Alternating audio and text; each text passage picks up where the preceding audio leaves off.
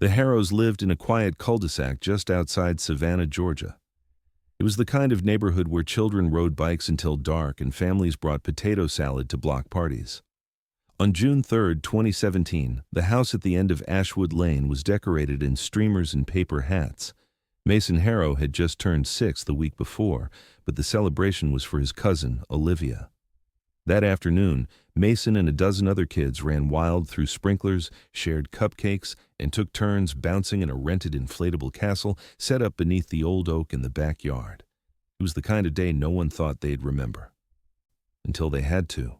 Around 2:15 p.m., a clown arrived. Not in a car, not from the street, not escorted in by a parent. No one really saw him come through the front. One moment, he wasn't there.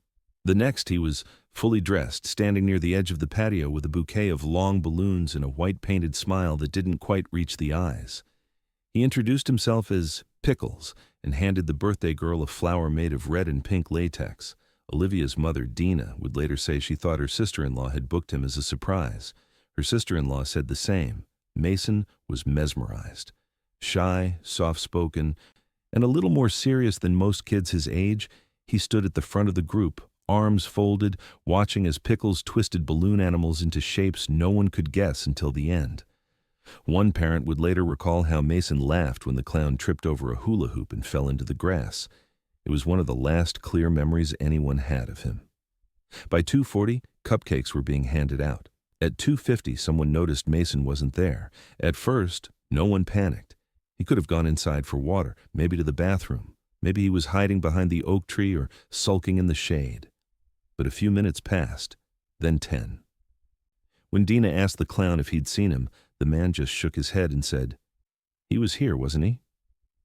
By 3:10 p.m., the party had stopped. Every adult began combing the backyard. The bounce house was emptied and deflated. The pool toys were pulled from the water. Olivia started to cry. Her dad checked the house, under beds and closets, behind shower curtains. No one wanted to say the word missing. But Mason wasn't anywhere. The backyard was fully fenced. A 6-foot wooden wall enclosed the space. The gate near the side path had a rusted latch that screeched when opened. Neighbors later confirmed they never heard it that day. There were no open sections, no gaps in the fence, no shoe prints in the mulch, no broken branches. Mason had simply vanished. At 3:23, Dina called 911. Her voice was already shaking. She told them it wasn't just that a child was missing, but that it made no sense, that he couldn't have gotten far, that there was nowhere to go. When officers from the Savannah Police Department arrived, the search began immediately. A silver alert wasn't issued. Mason wasn't a senior, wasn't on foot in the middle of nowhere. But patrol cars circled the neighborhood. Drones were deployed. Canine units brought in. Within hours, the backyard and surrounding lots were combed, not once, but 4 times.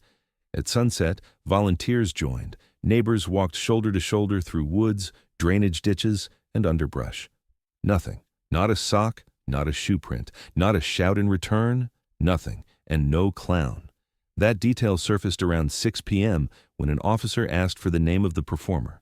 Dina said she didn't hire one. Neither did Olivia's dad. Neither did anyone else. One of the parents remembered taking a photo of the business card Pickles handed out near the start of the show. They checked. The card listed a number and a website. The number led to a deadline. The website didn't exist. Mason's parents arrived just before nightfall. His mother, Clara, collapsed in the grass. His father began shouting at no one and everyone. Police stayed with them until 2 a.m., then again the next morning. It became protocol: search during daylight, return at dusk. 2 days in, the investigation shifted. Stranger abduction became a real possibility. Posters were printed. News outlets picked up the story. Photos of Mason, gap-toothed and smiling with a red birthday hat from the week before, were aired across 3 states. But the tips were all dead ends. A boy matching his description seen at a gas station? Not him. A child wandering near a rest stop? A false report? A clown spotted in a nearby Walmart? It turned out to be a teenager in a costume aisle. Every night, Clara sat by the window. She said she would recognize his footsteps if he came up the walk. But the walk stayed empty. By day 5, detectives asked again about the clown, about what exactly people remembered, how tall he was, what color his eyes were. But no one could agree. Some said he had blue around his eyes, others said black. Some said his wig was red, others yellow. His voice had been high-pitched, or maybe gravelly, or soft. It was as if no one had really seen him at all. And that became the part no one could shake. Not that a child had disappeared, but that something had been there before it, watching, waiting, and then gone. By the end of the week, the party was no longer a memory. It was a crime scene, and the bounce house had been taken in as evidence. The investigation was just beginning, and somewhere, in a house no longer filled with birthday balloons, a mother began to wonder if this was really about Mason, or about her. The morning after Mason Harrow vanished, Detective Raylan Boone sat at the dining table of the Harrow home, thumbing through a stack of handwritten statements from the party guests. Most of them repeated the same thing. The clown had been there, performing tricks, handing out balloon animals, and then, at some point, he wasn't. The problem was, no one could say exactly when he'd left, or how, or even how he'd gotten there to begin with. At 2:00 p.m., he was seen juggling beanbags. By 2:30, he was doing a magic trick with a deck of cards. By 3:00 p.m., when Mason was reported missing, the clown was gone. That 30-minute window became everything. And yet no one, not one single adult, remembered watching him walk away. Dina, the party host, had initially assumed her sister-in-law had hired the clown. Her sister-in-law thought the same of Dina. It turned out no one had booked him, not officially, not through a company. He just showed up. Boone asked to see the business card someone had mentioned. Dina pulled it from a drawer. It was glossy, red with yellow polka dots, cartoonish in style. "Pickles the Clown, bringing joy to your front lawn," it said. A phone number sat beneath the tagline, followed by a web address, www.picklesfunhouse.com. Boone dialed the number from his department-issued cell. The line clicked, then dropped. He tried again. Same result. He handed it off to the tech team. Within hours, they confirmed it was a disconnected landline out of Charleston, South Carolina, unused since 2013. As for the website, it had never been registered. The domain didn't exist. It was nothing more than a printed name on cardstock. The next logical step was the costume. Several parents recalled the specifics: white face paint with blue teardrops, a red foam nose, baggy yellow pants with suspenders, a blue and white striped shirt, oversized red shoes. But memory, Boone knew, was fallible, especially when filtered through adrenaline and grief. They pulled photos from the party, dozens of them. The birthday girl, Olivia, had posed with her cupcake in front of the bounce house. Behind her, blurry and out of focus, stood Pickles the Clown. Boone leaned in. The angle obscured the face. The resolution was too poor to identify any features. In another photo, he was seated on a lawn chair, surrounded by children watching a trick. Again, no clean view of his face, only the shape of his gloves, tight white cotton stretched over long fingers. The gloves stuck with Boone. He asked every parent who'd attended whether they noticed the clown removing any part of his costume. None had. He'd kept his gloves on while handling balloons. He never once wiped his face. He didn't drink anything, not even water. He stayed fully suited, fully painted, from the moment they first noticed him until the moment he was gone. That level of control wasn't typical of party performers. Most would remove their headpieces, dab away sweat, or at least excuse themselves for a moment of rest. Not Pickles. He performed for nearly an hour in the June heat, fully masked. Boone contacted every clown booking agency within a 100-mile radius. None had any record of a Pickles in their directory. Several mentioned they'd seen photos of the story on the news and had already checked their databases. Nothing. No license. No background check. No work history. It was like trying to track a shadow. Then came the footage. One parent had taken a short video on their phone, a 30-second clip showing the clown making a balloon animal. Boone watched it on loop. The clown twisted the latex into what became a giraffe, handed it to a little girl, and waved. His voice was high-pitched, cartoonish. "Pickles loves birthdays," he sang, and the children laughed. But it was forced, too rehearsed, as if the voice didn't belong to the person underneath. One frame showed something that hadn't been mentioned, a small tear in the clown's glove near the thumb. Boone paused it, zoomed in. The skin beneath was pale, clean, but no identifying mark, no scar, no tattoos, no birthmark, just a fraction of exposed flesh that led nowhere. Still, it was something. Boone asked for the full guest list, then cross-referenced it with local sex offender registries, mental health reports, and recently paroled inmates. He found no match. No one at the party had a known connection to violent crime or child-related offenses. Every adult had been accounted for, except the clown. On the third day, a canvass of the neighborhood was conducted. Door to door, officers asked if anyone had seen a costume performer arriving. No one had. A delivery driver passing through the area said he'd noticed some guy in makeup walking behind a hedge on Ashwood Lane around 1:40 p.m., but thought it was a prank. The driver couldn't describe him. Just white face paint. Creepy looking, he said. But no direction, no vehicle, no license plate. It was as if the man had materialized out of thin air. Boone started to explore another possibility. Had the clown known the family? Known Mason?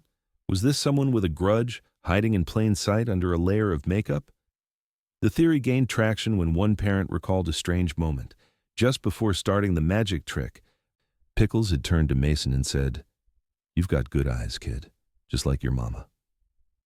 At the time, no one thought much of it, but now it feels loaded, too familiar. And when Clara, Mason's mother, was told about it, she froze. Boone asked if she recognized the voice in the video. She shook her head no, but her hands wouldn't stop trembling. He made a note of it. There were pieces missing. A performer no one invited, a child who vanished without a trace, a man in a clown suit who left no footprints behind, and a mother who suddenly looked like she was remembering something she hadn't told anyone in years. By the end of the first week, the investigation narrowed its focus to what should have been the most solid ground of all, the backyard. The same enclosed space where Mason Harrow had spent the final moments of his known life. It wasn't the kind of place where someone could simply disappear. And yet, somehow that's exactly what had happened. No one had seen him leave. No one had seen anyone take him. There had been adults present at every corner of the yard. It wasn't large. There were no woods behind it, no creek, no basement door left open, just a white plastic fence, a lawn, a bounce house, and a party that turned into something else. Detective Boone requested every piece of media from the party, photos, videos, timestamps, social media uploads. He printed them, logged them, organized them minute by minute on a board in the incident room. This was no longer a missing child case. This was a forensic timeline reconstruction, and it had to be airtight. Photos placed Mason near the bounce house at 2:12 p.m., laughing, holding a half-eaten blue cupcake, his face smeared with frosting. By 2:18, he's in a video near the clown, sitting cross-legged on the grass, watching intently as Pickles balances a foam ball on his nose. At 2:21, another video shows Pickles walking in the opposite direction, Mason trailing a few steps behind him, looking up, smiling. That's the last clear visual of them together. By 2:25 p.m., the next group photo shows the remaining children standing for a group shot with Pickles at the back. But Mason isn't in it. The camera pans, unsteady. The photographer, a mother named Melissa Reeve, confirms she asked Mason to come join, but he didn't respond. She assumed he was still getting his balloon animal, maybe waiting his turn. The moment of realization didn't come until roughly 2:32, when Clara asked aloud, "Has anyone seen Mason?" That question, spoken over paper plates and laughter, was the first crack in the day. The rest unraveled quickly. Boone and his team plotted all sightings, down to the second. There was a 9-minute window, between 2:21 and 2:30, when Mason went from present to gone. And within that window, something happened that no one could explain. At 2:23, the birthday girl was filmed in front of the bounce house. Behind her, the clown walks across the yard, alone. That's it. No Mason, no sound. Just the performer disappearing off frame. Officers returned to the yard and walked the perimeter again. The fence was 6 feet tall, plastic vinyl, with no gaps at the bottom. The only gate was on the left side of the house, locked from the inside with a latch too high for a child to reach. That latch was untouched, and it squealed when lifted. No one heard it that day. They checked for holes, burrows, crawl spaces. Nothing. Under the deck? Empty. Under the bounce house? No. Could Mason have wandered inside? The house was small. The layout is simple. Each room had been searched within 10 minutes of his disappearance. No closets deep enough to hide in, no basement, only an attic, but it had remained sealed. Officers climbed up anyway. Clean, undisturbed insulation, no footprints. Boone brought in scent dogs the next morning. They were given Mason's pajamas, pulled from the laundry basket, and released into the yard. They sniffed, circled, sat.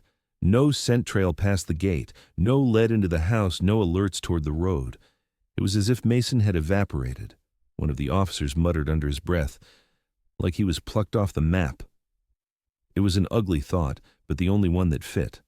Abduction should leave signs, a struggle, a witness, a scent trail, at least. But there were none. No bent blades of grass, no drag marks, no tire tracks in the soft soil along the fence. Boone reviewed the footage again. At 2:22:40, Pickles the Clown holds out a balloon sword to an unseen child, likely Mason. He nods, smiles.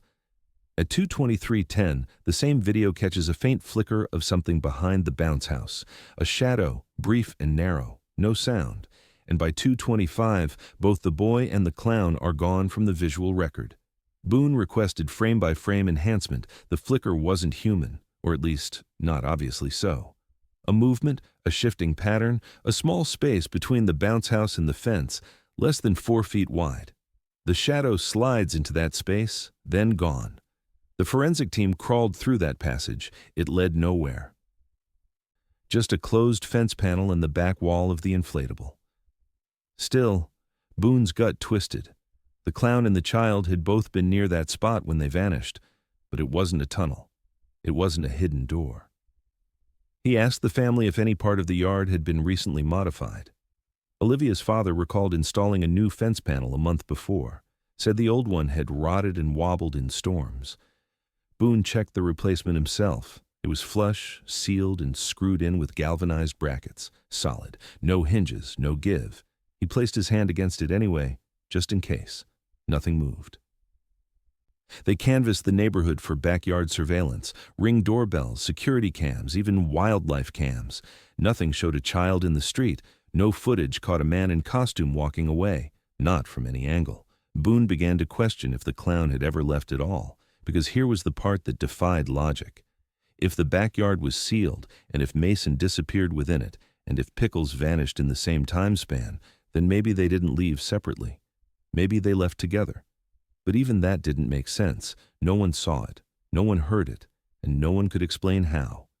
When Boone asked Clara again about any detail she might have forgotten, any strange memory, any interaction, she said something odd, not frightening, just strange. When he gave Mason that balloon sword, she said softly, he knelt down and whispered something in his ear.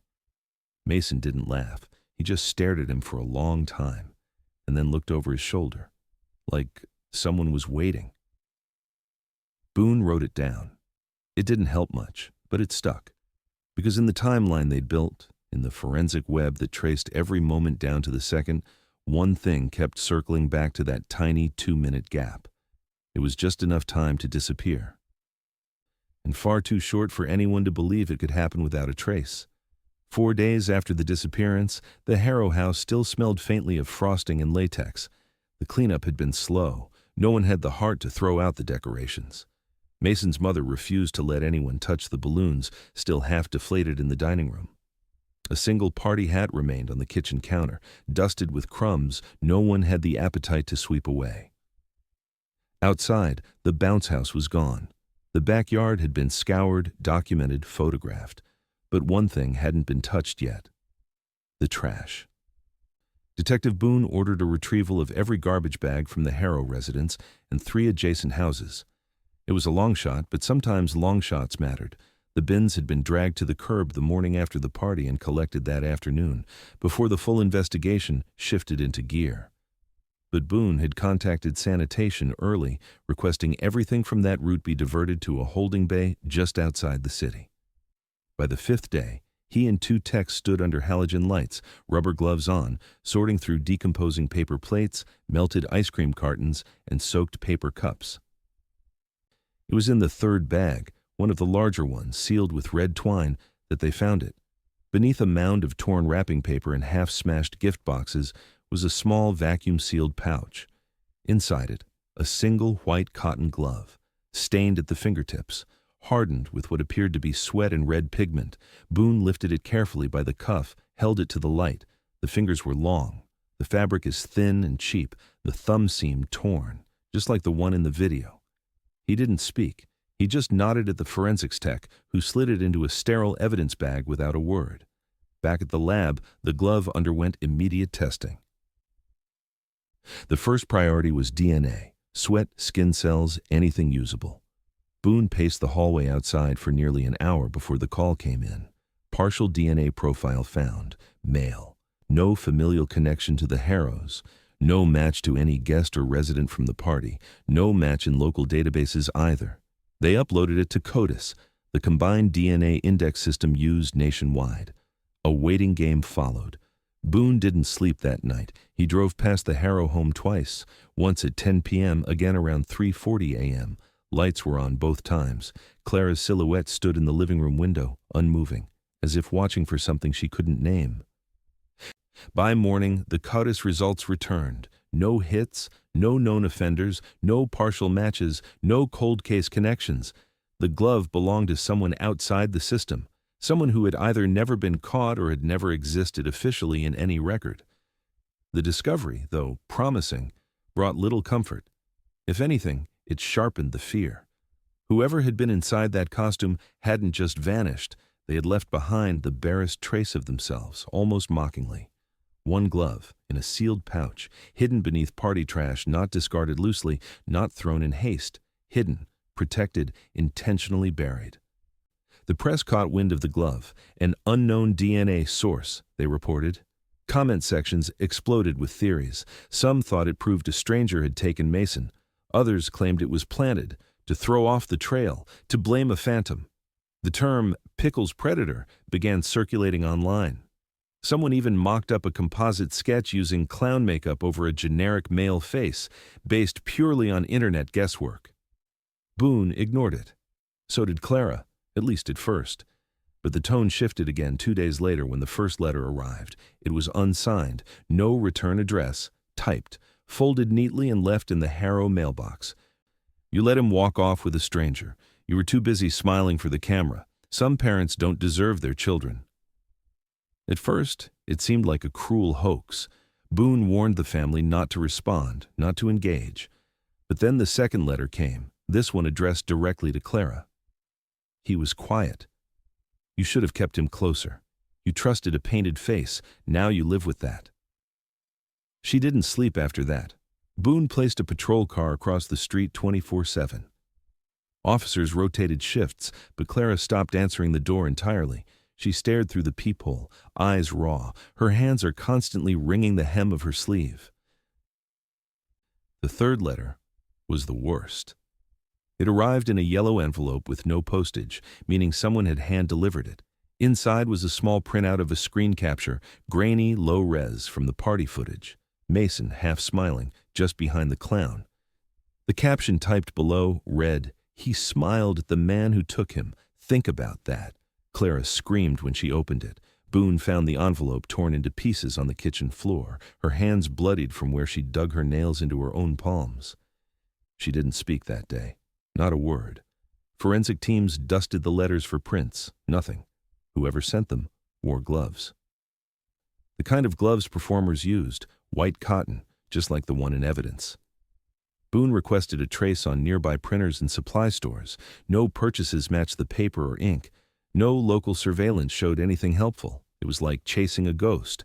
And worse, the media storm had begun to fade. No new leads, no further DNA hits, no witnesses, no movement. Mason's case slid from front-page coverage to segment 4, then segment 7, then gone. But the glove stayed. A single artifact, sweated in, painted on, torn. He kept it on his desk longer than protocol advised, not as evidence, but as a reminder. The clown had bled red into that glove. Whether it was paint or something else didn't matter anymore. Someone out there had worn it, had used it to shape balloon swords. He waved with it as Mason watched, smiling, and then sealed it in a bag and buried it in the trash, quietly, methodically, like a secret meant to rot. But it didn't rot. It resurfaced. And now Boone was sure of one thing. The clown hadn't taken Mason by chance. He'd been planning something. And whatever that something was, it wasn't finished yet. By the end of the first year, the only thing louder than the silence around Mason Harrow's disappearance was the noise everyone else made trying to fill it. The story had gone national within 2 weeks. By the third, it had been repackaged for syndication, turned into a segment on morning talk shows, reenacted with stock footage on late-night crime programs, and turned over for analysis by a panel of retired profilers on a streaming crime channel. One referred to it as the most psychologically calculated child abduction in recent memory. Another called it a likely trauma loop from the mother's past. That phrase stuck. Clara Harrow had become a familiar face to viewers across the country, not by choice. At first, it was simple. She pleaded for her son's return. She held up his photo during press conferences. She spoke clearly, directly, the way someone does when trying to speak through grief instead of from within it. But over time, something shifted. The more cameras showed up, the less steady she seemed. Her interviews took on a different tone. Her sentences wandered. She stopped using the word missing. She started calling the man in the clown costume him, and then, eventually, him again. Reporters noticed, so did audiences. Clips were posted on Reddit, cut with eerie music and freeze frames. One thread was titled, "Clara Harrow knows more than she's saying." Another, "The smile she makes at 412 is not normal." Conspiracy forums dissected her movements, her posture, her wardrobe, her word choices. They weren't looking for evidence anymore. They were looking for blame. And that search extended outward. Over the next 6 years, Mason's face remained a fixture on missing child bulletins, truck stop posters, and the sidebars of poorly built websites. But the case itself splintered into 1,000 amateur theories. There were those who believed it had been a crime of opportunity. A stranger, well-practiced, using the clown costume as camouflage. Others insisted it was an inside job, that the clown was never real, that it had been someone they all knew wearing a mask both literal and figurative. Then came the darker ideas. A popular YouTube channel aired a 2-part episode suggesting Mason had been sold, that the clown persona had been part of an elaborate child trafficking ring operating out of Georgia and Louisiana. The so-called Painted Ones theory gained traction for months, citing vaguely linked disappearances from kids' parties across the South. But not one case involved DNA. Not one other child was taken from a fully enclosed backyard with witnesses present. The theory collapsed when one of the claimed similar cases turned out to be a custody dispute. Still, the damage had been done. The Harrow family was no longer a grieving unit. They had become suspects in a story they didn't write, and in private, they fractured. The divorce came in year 3. Clara and Mason's father, Eric, stopped showing up to press conferences together. Then, not at all. When asked, Eric gave the same answer every time: "We just grieve differently." But off record, friends close to the family said something else. That Eric didn't believe Clara's theories, that he thought she was spiraling, that she wasn't trying to find Mason anymore. She was trying to punish someone she hadn't named. Clara moved out of state, changed her phone number, started speaking to only one reporter, a woman from a public access station in Savannah who continued to check in every year on Mason's birthday. In her 5th interview, Clara sat in front of a shelf filled with unopened mail and said, "The man who took my son wasn't random. He knew me. I didn't see it until it was too late." When pressed, she refused to explain. Her voice wavered. Her hands fidgeted with a small plush giraffe that had once belonged to Mason. She smiled at it, then said softly, "He smiled at him too." Just like that. Theories took off again. Some believed Clara had known her son's abductor, that it had been someone from her childhood, someone whose face she couldn't recognize beneath the paint, but whose presence she felt. Others claimed Clara was involved directly, that the guilt she projected was that of a parent covering up a crime gone wrong. Boone never entertained that. Not once. He'd sat across from Clara in the early days, watched her tremble as she held Mason's drawings in her lap. He'd seen what faking looked like. This wasn't that. This was something else, something closer to fracture, the slow collapse of someone who kept checking the mirror, hoping not to recognize the person they feared they'd become. Meanwhile, the case remained technically open, but inactive. There were leads, of course. Mason was spotted in gas stations in Reno, riding the back of a pickup truck in Baton Rouge, seen walking barefoot outside a church in Tijuana. Every lead went cold. Every face looked a little like him from the right angle. None of them were. The glove remained the only physical evidence that ever connected to a suspect. No prints, no match, no motive. And yet, the letters continued. Not as frequently as before. But they came. One a year. Always handwritten, always unsigned, delivered by hand. Boone kept them in a sealed folder labeled PGL, Harrow.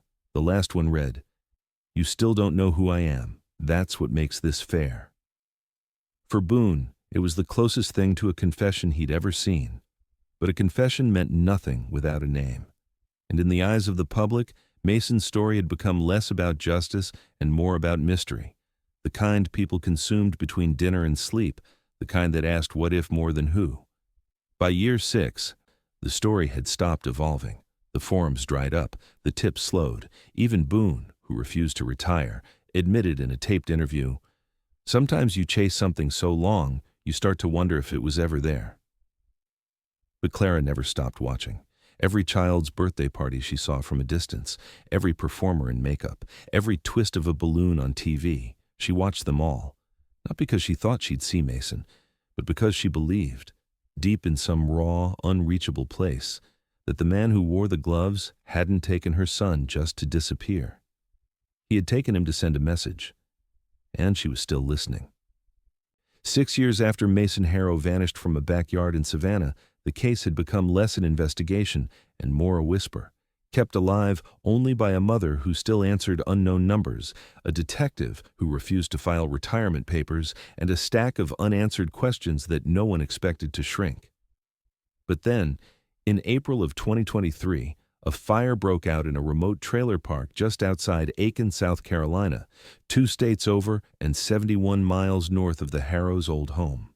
The structure was a single-wide trailer owned by a man named Carl Delaney, 71, lived alone, retired.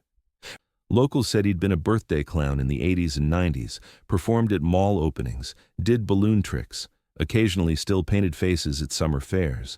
He died in the fire, alone. Official cause, accidental, electrical fault. The autopsy noted smoke inhalation as the primary cause of death. Nothing suspicious, nothing criminal. Until the contents of his trailer were sold at a local estate auction. The auction drew regulars, resellers, scavengers, men and women who made a living flipping other people's leftovers. One of them, a man named Travis Geller, made the winning bid on a lot that included 4 plastic storage bins and a foldable table with rusted legs. It wasn't the most valuable haul, just odds and ends, props, fabric, spray paint. But it was the 3rd bin that stopped him, labeled in fading marker, party supplies. Inside were the expected things, old clown wigs, 2 deflated whoopee cushions, dozens of twisted balloons still sealed in manufacturer packaging. There were bottles of dried face paint, a cracked red foam nose, and a mirror compact with flaking silver backing. But what caught his attention was the garment bag. It was rolled tightly and secured with 2 rubber bands. The material smelled faintly of ash, but had survived the fire, mostly intact. When unrolled, it revealed a full clown outfit, yellow pants, a blue striped shirt, and suspenders with tiny green polka dots. Melted slightly at the cuffs, charred at the left shoulder, pinned to the chest was a laminated tag, Pickles. Travis paused. The name meant nothing to him, but it was odd enough to mention. Later that night, while sorting through what he planned to list online, he checked the bag again. Inside the chest pocket, he found a small flash drive. No label, no markings. He almost threw it out. Instead, he plugged it into an old laptop he used for eBay listings. The drive was encrypted, but not professionally. A simple password screen blocked access. After a few wrong guesses, Clown, Funhouse, 1234, he typed the name from the tag. Pickles. It opened. Inside were 5 folders, one labeled Jokes, one labeled Props, one labeled Photos, one labeled Clients, and one buried in a subfolder at the bottom labeled Private. He didn't open that one, not at first. Instead, he clicked Photos. Most were what you'd expect from a party performer: snapshots of children laughing, group shots near bounce houses, cake smears, balloon animals. But something felt off. The angles were strange. The photos weren't staged or celebratory. They weren't from the perspective of a performer being photographed. They were taken from behind bushes, through fences, from high windows. Many of the children were partially obscured. In some, the adults were blurred completely. The file date stretched from 2009 to 2019. At least 30 locations, several states, no watermarks, no geotags. He opened Private. There was one file inside, a zip folder labeled Little Smiles. That's when he stopped. He disconnected the drive, closed the laptop, and drove to the sheriff's department. Within 48 hours, the flash drive made its way to the South Carolina Bureau of Investigation. Within 72, it landed on Boone's desk in Savannah. He didn't speak when they handed it to him. He just stared. It had been years since anything new arrived with Mason's name on it. Boone called Clara before he opened it. She answered on the fourth ring. Her voice was hoarse, groggy. "It's probably nothing," he said, "but I think we might have something." She didn't ask what. The drive contained dozens of photos, most unrelated, all disturbing. Boone focused on the ones taken between 2016 and 2018. There, buried among the blurred faces and party crowds, was a single image he recognized immediately. Mason Harrow, standing in profile, balloon sword in one hand, face turned slightly, mid-laugh.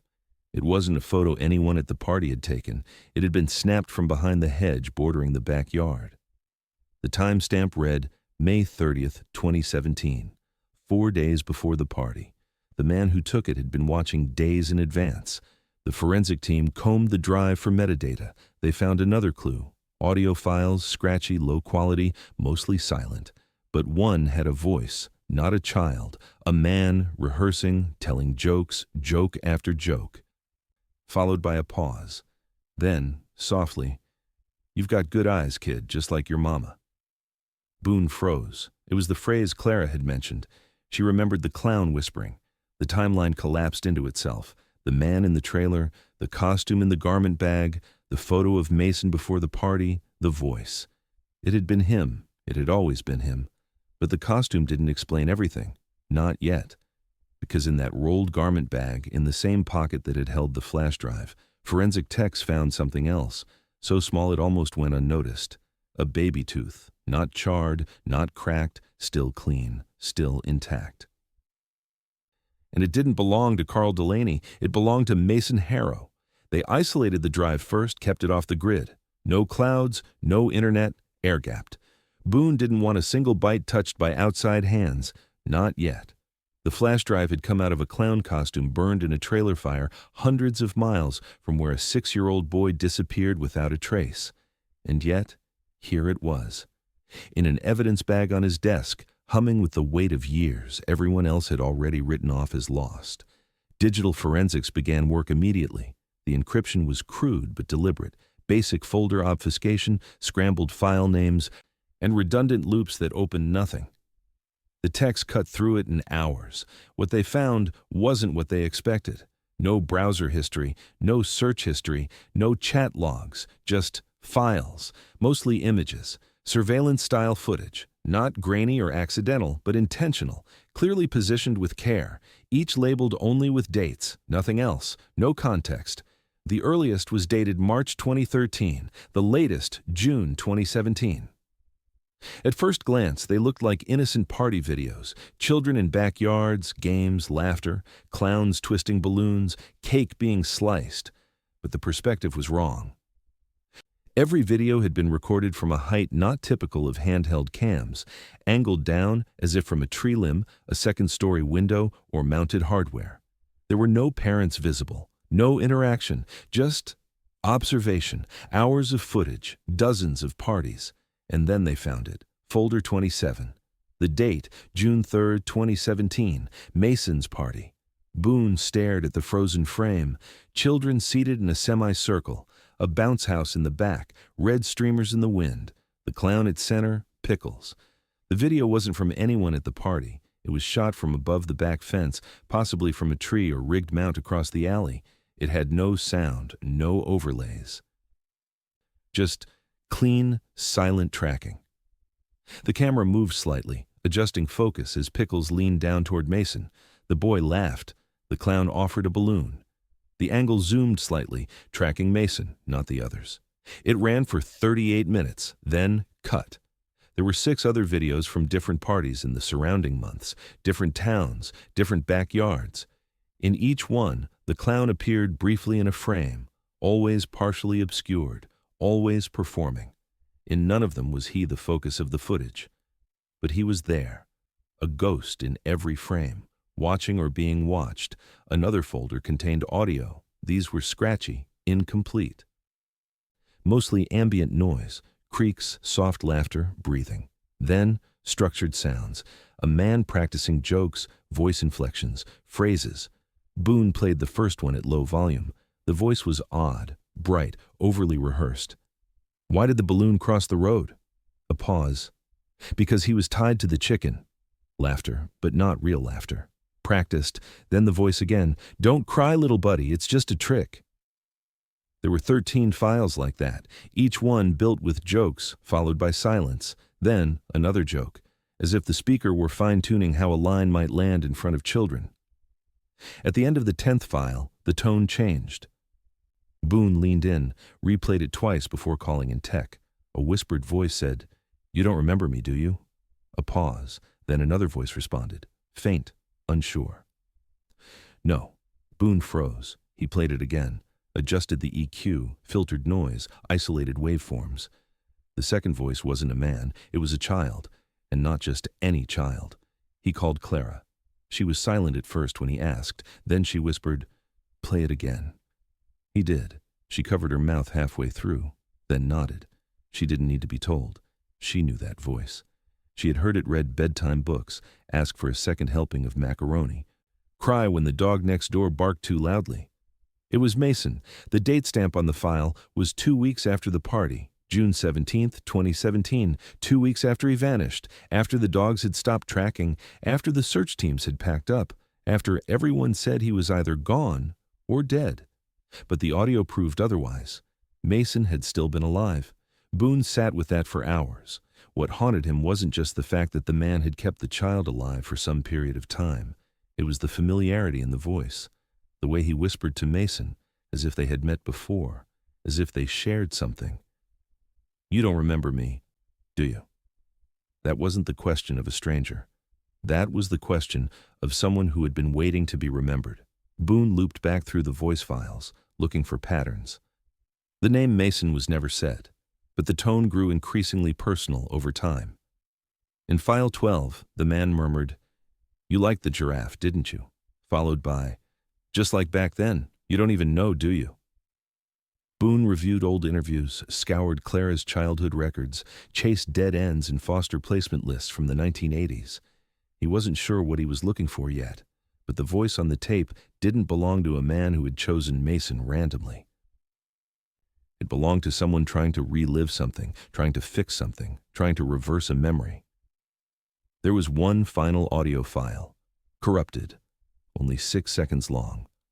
A wheeze, a cough, then a child's voice, tired, dry, too soft to carry meaning. But one word was clear. Mom. Boone left the room. He didn't cry.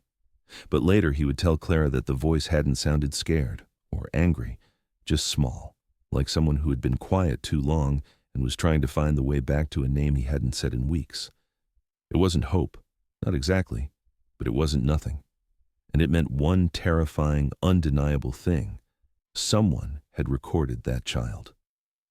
And someone had kept him, not for money, not for ransom, but for memory.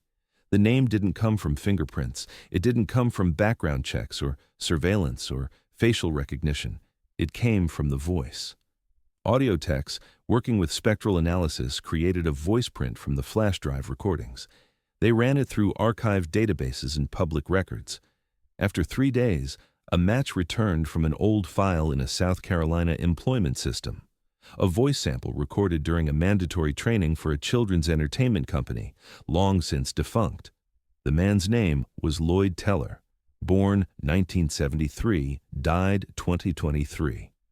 Cause of death, smoke inhalation. Boone requested everything. Teller's records were thin, no arrests, no convictions, lived alone, paid taxes inconsistently, moved often, 5 states over 20 years, performed as a freelance clown under at least 6 aliases: Buttons, Happy Jack, Mr. Whistle, and, last listed in 2017, Pickles. There was no license, no union membership, no next of kin. The only official trace was a foster care file from Georgia dated 1981. It was named the home Pine Brook. Boone's stomach tightened. He knew that name. It had come up once before in Clara Harrow's background check during the early days of the investigation. She had spent 6 months there as a child, following her mother's hospitalization and a custody dispute. She rarely spoke of it, and until now, it hadn't mattered. But the match couldn't be a coincidence. Teller and Clara had both been housed in the same foster home, same year. He was 9, she was 6. The file was paper. No digital records existed. Boone drove to the Department of Family and Children's Services building himself, demanding the archives be unsealed. It took hours. The folder was brittle, the pages yellowed and curling at the edges. But the names were clear. Lloyd Teller, Clara Bowers, her maiden name before she married Eric Harrow. Clara's file noted bedwetting, night terrors, and a consistent avoidance of peer interaction. Teller's file was different, withdrawn, obsessive, fixated on a younger female peer, Clara. The notes were short, clinical. Repeated violations of physical boundaries. Observed mimicking her speech. Inappropriate attempts to follow her to the bathroom. Refers to her as my shadow. In one entry, a social worker wrote, Lloyd becomes agitated when separated from Clara for extended periods, escalates to tantrums and self-harm. Another entry, dated 3 weeks later.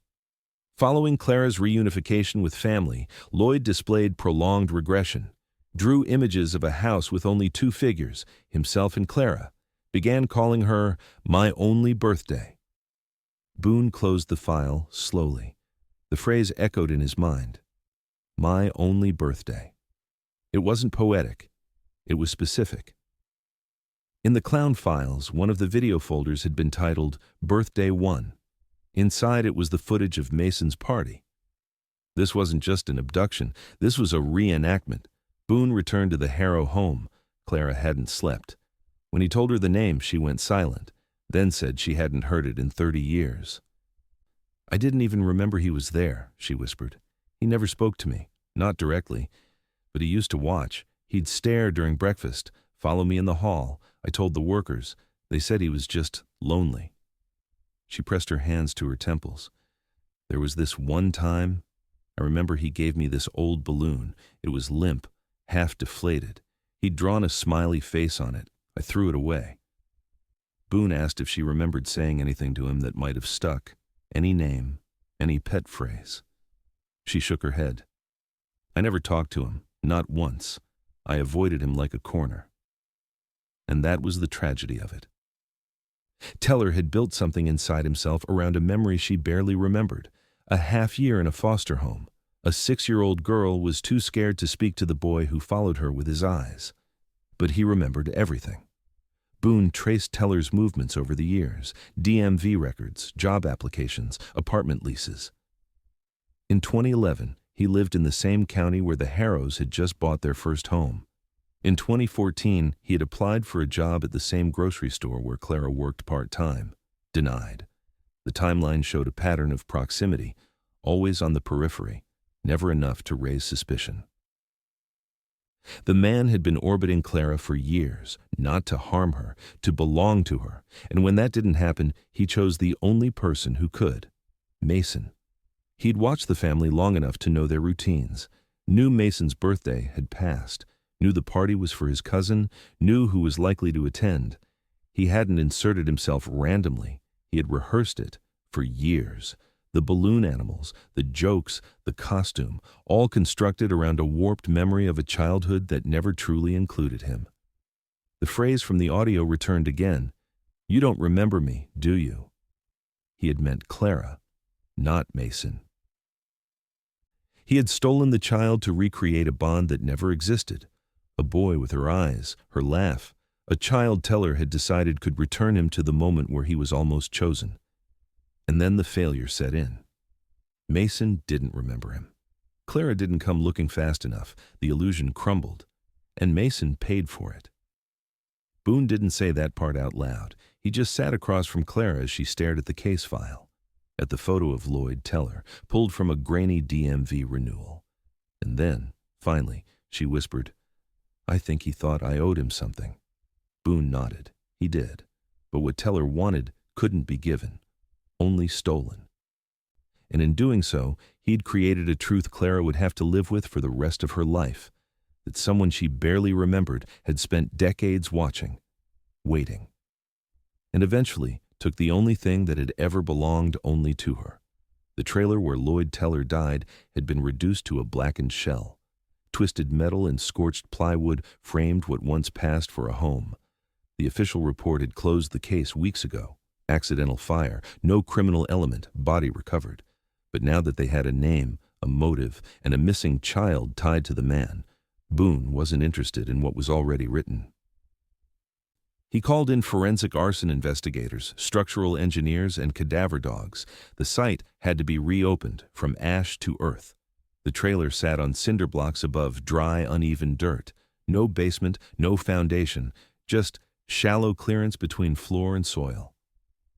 The initial fire report hadn't noted any abnormalities, but they hadn't looked deeply. Not the way Boone was looking now. A team began peeling back the remnants of the floor, plank by plank, crawling over the creaking beams with gloves and breathing masks. The smell still lingered, burnt plastic, wet insulation, smoke that had seeped into the dirt and stayed there. In the back quadrant of the structure, near what used to be the bedroom, a technician tapped on a patch of metal nailed across the subfloor. It gave a hollow ring. They pried it up. Beneath the steel was a sealed plywood hatch, freshly painted before the fire. The screws were new, still silvery, unblistered. Boone knelt beside it. "Cut it," he said. Inside was a crawl space, maybe 4 feet wide, 6 feet long, 2 feet deep. And inside that space, untouched by fire or flood or flame, was a room, if you could call it that. The walls had been covered in blue wrapping paper, still clinging in patches, taped at the edges. Balloons had been tacked to the plywood beams, now shriveled and half deflated. Along the back wall, faded birthday cards were strung on a line of twine. Most had no writing, just cartoon characters and glittered letters. "You're my hero. Happy big day to a super son." On the ground sat a thin mattress stained and warped. Next to it a plastic bowl, a sippy cup, and a worn stuffed giraffe missing an eye. Boone's stomach clenched. It wasn't a dungeon. It wasn't a cage. It was a child's room, made by someone trying, in their own broken way, to recreate joy. But it was a lie. A hollow copy of something Teller had only seen from the outside. The forensics team swept the crawl space. Fibers were collected. Hair, skin cells, all sent for immediate analysis.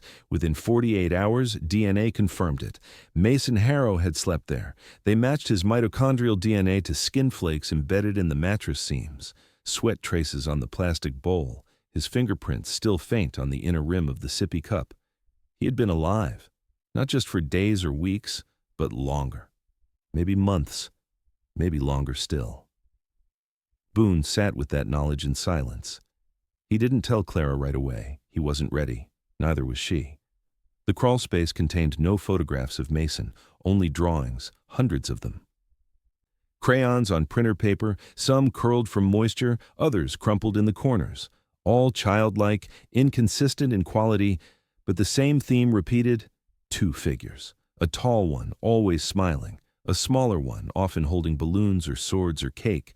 The smaller one changed over time. First, it looked like Mason, then less so, then more like Teller himself. In one, both figures held a sign: "Happy birthday, Mom." Boone sent the drawings for psychological review. The results were heartbreaking. The child had been manipulated, coerced into reenacting scenarios, trained to smile on cue, fed just enough to function, given toys and decorations, but no freedom, no light. The mattress was mildew-ridden. The ceiling above had mold from condensation. Ventilation was minimal.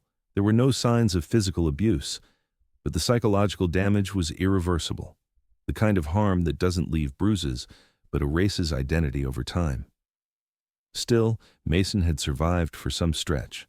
The question was, when had he died? The answer came 2 days later, when the cadaver dog returned to the site. 20 feet behind the trailer, just beyond the property line, under soft pine needles and a shallow mound, they found a body. Wrapped in a flannel sheet, arms crossed, no signs of trauma. Dental records confirmed it. Mason Harrow, dead at age 7, maybe 8, cause of death, extreme malnutrition and respiratory failure from an untreated infection, likely pneumonia. He had been sick for weeks before the end. There were signs of vomiting, of fever, of slow deterioration, no medical care, no help, no escape. He hadn't been killed, not in the way most understand it. He had been abandoned while still alive, by a man who called himself a caretaker, a man who dressed as a clown and built a life around a woman who barely remembered him. And when Mason's body grew cold, when the breath stopped, Lloyd Teller wrapped him up, buried him behind the home, and left the crawlspace untouched, preserved like a shrine. Boone stood over the grave for a long time, his hands in his pockets, nothing left to say. It wasn't the ending anyone wanted, no rescue, no reunion, but it was the truth, and in some way, that mattered. He called Clara that night. She didn't ask if they found him. She only asked one thing. Was he alone? Boone swallowed hard. No, he said softly. Not at first. There was silence, then a breath, and then she said what she hadn't said in 6 years. Tell me everything. The investigation closed with facts no one wanted but couldn't deny. Lloyd Teller, orphaned by circumstance and broken by a childhood he never escaped, had turned the one fragment of memory he carried, Clara Bowers, a quiet girl who never spoke to him, into the axis of his entire adult life. He'd followed her for years, just close enough to feel connected, just far enough to remain invisible. And when proximity wasn't enough, he created a version of her life he could invade. A birthday, a boy, a costume. The Pickles persona hadn't been a one-time disguise. Records from the flash drive and receipts recovered from pawn shops and storage units showed he'd used it at least 9 times between 2012 and 2017. Always under different names, always in different states. But of all the children in those videos, Mason was the only one who went missing. The only one who matched a boy Teller believed was born of the girl he couldn't let go. In a warped logic only he understood, Teller didn't see Mason as a child. He saw him as a symbol, an offering, a correction, a gift to himself stolen back from the world that had once taken Clara away. His notebook, found sealed in a plastic bag beneath the mattress, said it plainly. They took my childhood, so I took hers. It's fair now. Boone delivered the last piece himself. It had been tucked inside the lining of the Pickles costume, wrapped in plastic, folded 4 times over. A child's drawing. It showed a boy with short brown hair, standing in a field, holding red balloons. He was looking up, not at the sun, not at a clown, not at a parent, but at something just above the page's edge. The smile was faint, uneven. One of the balloons had a tear in it. On the back was a single word, scrawled in a shaky crayon. Mom. Clara held the paper without crying, without shaking. She ran her fingers over the folded creases, pressed her thumb to the corner, and finally said what she hadn't allowed herself to believe until that moment. He remembered me.